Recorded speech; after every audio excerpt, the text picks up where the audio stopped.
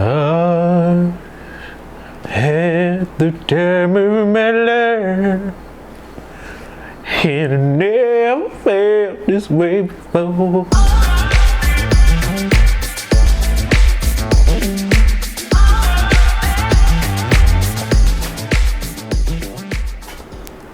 Hey guys, it's Chris here with another Tech Vibe review. Today, we're going to be getting into the G7 Samsung Odyssey monitor. And this isn't just any monitor, boys.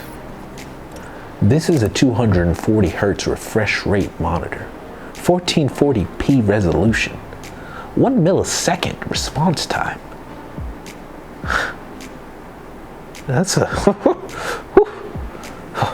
I can already hear it. I can already feel it. Can y'all? Can you feel it? I'm feeling it. We're gonna be doing a little unboxing. We're gonna get into this thing. We're gonna check it out. Let's roll it. Let's check them out.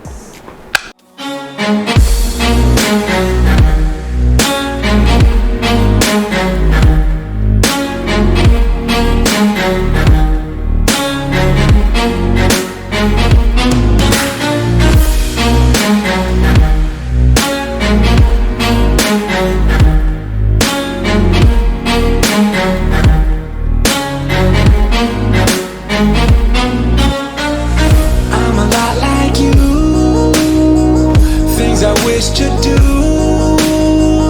planning out my move alone, but in the company of friends. And I had a dream, it wasn't just a dream. Ooh, it's a feeling I just can't contain. Don't look down, everything will be fine for you now. Don't look down, everything will be fine for you now. Don't look down, everything will be fine for you now. Now, as you can see, this is a good looking monitor, but it's a VA panel, and VA panels aren't typically known for their gaming performance, and this is because of the motion blur issue that they deal with, known as ghosting. Now, if you're not familiar with ghosting, ghosting is just the trailing of an object that happens when it's moving too quickly across the screen, such as your cursor or something. It kind of leaves a trail of itself as it goes. That's known as ghosting. But Samsung has actually put 4 different modes into this monitor to kind of help combat that motion blur. And these are known as the standard, faster, fastest, and fastest with MBR, motion blur reduction. Now we're going to actually get into a tool that a lot of people use to kind of measure the motion blur on a monitor.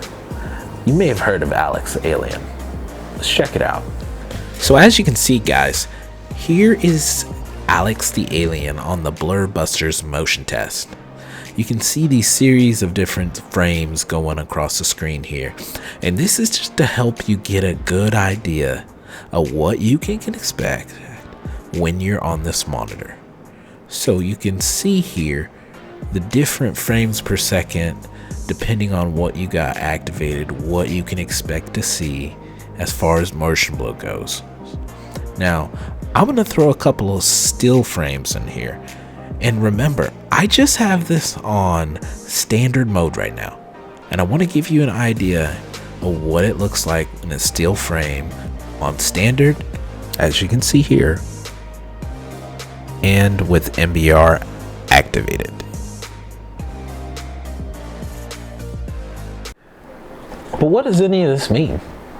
Well, basically, if you're into those high speed, quick action type of games, or you're first person shooter type of gamer and you like to do those trick shots, you're flipping around, 360 spinning, trying to snipe, trying to ninja it, you know, stuff like that. Well, basically this monitor will make it to where the motion blur that happens with such quick twitch movements such as that don't have so much lag time. There's not as much ghosting as they refer to. So you can expect with this 240 Hz monitor that you're still going to keep images with clarity and not that lag, that ghosting, like I said. So let's check out the black equalizer. So here we are on Metro Exodus. We're in a train in the engine room right now. So if I go to mess with this black equalizer, because it's kind of feeling a little dark and dungy, and I kind of feel like it should feel that way being in an engine room. So if we start accessing the black equalizer on this monitor, and we start to turn this down, you can see the backlight bring more light to this engine room. But in doing so, we kind of lose the richness of color, and we can see just a little bit of backlight bleed. And that is kind of one of the disadvantages to VA panels. But in that same token, because this VA panel is actually able to reach these deep blacks, depending on the game that you're playing, it actually makes the game feel more lifelike. So the color accuracy on this thing, pretty good. Now, that's good news if you're a professional worker, creative designer and such, as well as a gamer, because you can get something that's gonna benefit your work and allow you to sneak off on your lunch break and do those little quick games, those little quick rounds. You know what I'm talking about. So you can expect to get 100% on the sRGB, 80% in Photoshop, and if you're a video editor, 88%. These units typically come calibrated before leaving the factory. However, if you're curious about the delta E's of your monitor, and in case you don't know what delta E is, that's basically just the grading system that determines how well the color reproduction is on your monitor. So if you wanted to figure out what yours was, you could always go to the menu, go to picture, go all the way down till you get to calibration report, and click on that. Now mine is 2.27. Now that's actually pretty good. The grading system on that works 0 being perfect and a 5 being pretty bad. Now, as far as performance goes, I feel like this thing does really well. I don't have any complaints. The black equalizer doesn't really bother me, and I haven't really noticed anything at all as far as ghosting goes, or even the backlight. I think that's kind of nitpicking myself. I think it's performed great so far, but there are some design issues that really do bother me, and it's really stopping me from feeling like this is a perfect monitor. Let's get a closer look. So as you can see, the monitor looks good. There's no denying that. But I'm not a fan of the long legs that it's got for a stand. I feel like that's a design flaw, and I just really wish they'd address it. It really takes up so much room at your desk. In the RGB, you don't really see on the front unless you get down low. So it's not even really worth mentioning. Same kind of goes with the RGB on the back. I mean, it's a nice touch, but it's not really that bright. And you don't see it unless all the lights are off. And it's also worth knowing, they give you this little cover to hide these cords that run into the back of this and go out. But for anybody realistically setting up a monitor that's gonna have more than one inputs in it, you might as well just not even try, because it doesn't fit. On the ports, you can expect to see one HDMI port, 2 display ports that are rated 1.4, one of the Super Speed 3.0 USBs, 2 regular 3.0 USBs, and let us not forget the 3.5 millimeter headphone jack. You know, if you want to play with headphones.